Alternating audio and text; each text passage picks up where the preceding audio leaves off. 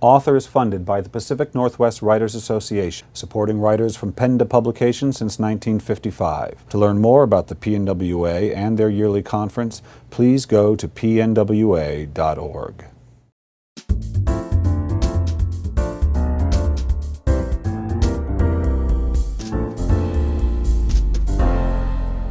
Hi, this is Bill Kenower for Author Magazine, and today I'm in Bellevue, Washington with Willy Vlautin, author of Don't Skip Out on Me. Willy, welcome to Author. No, thanks for having me. So, Willy, I interviewed you for Northline, and that was probably about 6 years ago? Even more. I think it was like 2009. I had just started this magazine. Yeah. I interviewed you. And I also recall that for Motel Life, that was your first novel that you published. Yeah. Because you've been a musician already for many years, a working musician down in the Portland area and around. But the way you described it to me was you met an agent who took an interest in you. I'd written novels since I was 18, just for fun. You'd always been sort of doing it. I've been doing it, and I didn't want, I got beat up being in a band for years, just an unsuccessful. What do you mean by being, just the experience was? Just being in an unsuccessful band for a long time, or just like playing bars, in Reno where I grew up, and then in Portland for years, that I didn't want to do. I wanted writing just to be my thing, and I didn't want to subject it to the the drunken bar crowd, or whatever. So from 18 to 35, I think I wrote 4 or 5 books before I got the confidence to show anyone, anything really. And then, my band started doing better when I was about 35, and then because of that, I did an interview, and a guy goes, "I bet you write novels because my stories are real folk story songs." A real story song. Yeah, so he introduced me to his agent, and that's how I got the Motel Life published. Wow. So the artist's life, the artist's life, it seems to me, is such an interesting one. This is why I do these interviews, is because it's the relationship between. The more I think about it, the more profound it feels to me, which is it's the relationship between the self and the rest of humanity. Your work is meant to be shared. I mean, it's what we're on the planet to do, but if you sit around thinking about all those people you share it with, you're screwed. Yeah, I mean, I never thought about it, except I was just such a fan. You were a fan of other artists. Oh yeah, the only reason I got in a band is like you get to a point where you're like, you can't eat the records, you can't sleep with them, you can't you can't talk to them. They talk to you, but you can't. So you're like, well, I have to join. And so I didn't want to be in front of people. I never wanted to be like in a band in front of people. But I wanted to be in a band that drove around and played gigs and was a part of it. And then with the books, it was the same thing. I started waking up going, God, what if your book was next to all the other books in the library or in the bookstore, and you went in and your book's not alone? Then you start, that's what got me. Super fandom got me more than anything else. Yeah, that's the only thing that made me do it. Yeah, I remember when I started writing, I tried writing a novel when I was 13, because I was reading certain kinds of books. And I loved reading these fantasy novels. I was really into that. But writing it was like you got to have the same experience, but through you. Yeah. And not just into you, but now through you and out of you. But it was the same, you're in the same world, but it's even more intense because it's being dreamt, but you're dreaming it. Yeah, I mean, I was a movieaholic as a kid, and so. What'd you love? It didn't matter, but I had to fall in love with something. So I'd always fall in love with some girl in it, and I'd fall in love with when I was a kid, I'd fall in love with the father of wherever, and then the place. All the things I needed in my personal life. Yeah. I would fall in love, and then I wouldn't see another movie until that one wore off. So if I fell in love with, say, some actress, then she would be my girlfriend for a week, and then I'd wake up one morning and she'd be gone, and then I'd have to go find another movie to get that same rush. Yeah. And then eventually I went through 17, 18, I went through a phase where nothing was working, I couldn't disappear, I didn't have anything, and I was so lonely about it that I just said, well, I'll just write a story where I get everything I want.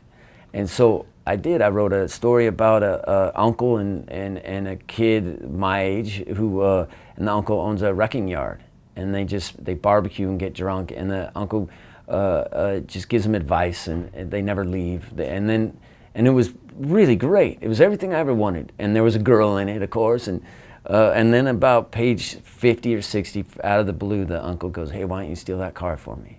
And it becomes this really dark novel about like an uncle using his nephew, and the nephew has no idea. And I was like, I didn't even know that was in me. So I love these stories. I call them creation stories of the author not knowing of his book getting hijacked. Yeah, my soul hijacked it. That's what I mean. Is you had this one idea, or you didn't know, you were just writing. You It was didn't know. a fantasy stories. Yeah. Gone. But then all of a sudden, something happened that you didn't. Out of the blue. And I love it because for a lot of readers, they may not understand how absolutely common that is. That is as common as a gun in a suspense novel. Well, I do think your soul gets involved. I mean, it's like people always say the characters take on their own life. Sure, but I think also what that really means too is like your soul, the darker parts of you, or the things that are under the surface that are kind of troubling even to you, get involved. And so you start going in different directions that, for me, when I was 18, I was like, well, why would he do that? Who am I? And then it really was hard, because I was like, oh yeah, man, I got a monkey on my back. I had a big weight on my back, and I mean, maybe that's why I gravitated to books and records so much, and they were such good friends to me because all the stories were that traumatized too, that I was drawn to. All right, so here we are, book 5. Yes. Okay, don't skip out. And I've always felt that Willy was a guy who would have been happy if he's not the center of attention. Not that he doesn't want people to read his stuff, but your dream isn't to be the guy on stage that everybody's sitting and listening to. Or maybe not. Maybe you have thought that would be something you'd like. The only thing I think about is like, if it does good, then maybe they'll let me do my next one. That's the only... All right, so you keep the expectations low. Well, I love writing. I mean, I don't want to get a job. I'm starting to get lazy. I haven't had like a real job in a while. Yeah. And so no, I don't like being on stage or any of that stuff. But I'll do it all day long if that means that I can just work on my novels with the seriousness that.